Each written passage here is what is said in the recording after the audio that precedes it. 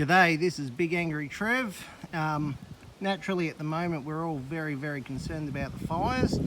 Personally my farm's about 5-6 kilometres away from the edge of the Kerry Ridge fire, and we don't know what's going to happen. It could be here tonight, it could be here in a week, but it's probably going to get here. So I went looking online for firefighting pods and they were all very expensive. So I figured out how to make my own, and that's what I'm going to take you through today. So this is how to retrofit your ute to become a spot fire vehicle. So I should stress this is not for fighting bushfires, this is for fighting spot fires. So if you have an ember attack on your property and it lights little fires, this is a machine you can use to get them out. Because as you can imagine, the RFS is very stretched right now and they're fighting the fronts of the fire, so they don't have time to attend every little spot fire. So I'm going to take you through what I did. The pre-made kits that I found online, even for something that only carried 400 litres, were well over $2,000 before delivery, and what I'm going to show you today will deliver 1,000 litres, and overall it only cost me a bit over $1,000 to put together. So I'll just take you through what you need. First off, you're going to need a water pod.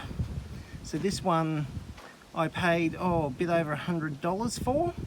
So, and it's a second-hand pod. I think it was used to do fertilizer or something beforehand, so it's not good for drinking water, but it's certainly good for using to put out spot fires.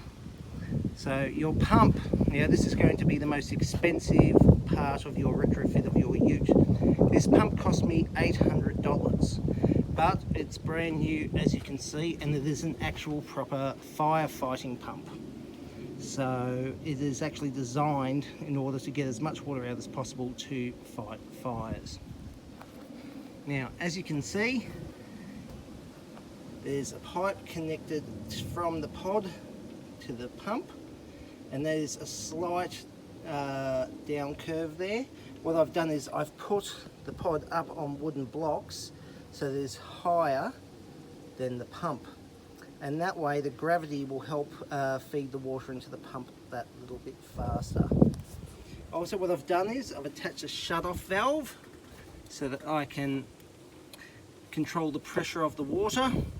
I've gotten a decent hose, and I've actually gotten a firefighting nozzle, as you can see there, so I can control the delivery and the strength of the water, and they all work really well together. Now, one of the things I like about retrofitting your own ute and putting all this together yourself is you can customize it to your needs. So if I put that down, as you can see, that fits the tray of my ute perfectly. And this is a very old ute. This ute's about 22 years old, and it's not the vehicle that we'll use to escape the fires if and when they arrive. It is simply to sit on the farm with that water in it to put out any spot fires. I've also attached the pump. I've put a frame around it, as you can see, and I've also attached it to a board with some extra bits of wood on it, as I was finding the vibrations were making the pump go left and right, and that keeps it stationary. And that's really all you need. Again, I put this together for a little bit over $1,000, and I can have 1,000 litres in there, whereas the ones, pre-made ones you buy, you're going to pay well over $2,000 for something that even holds 400 litres.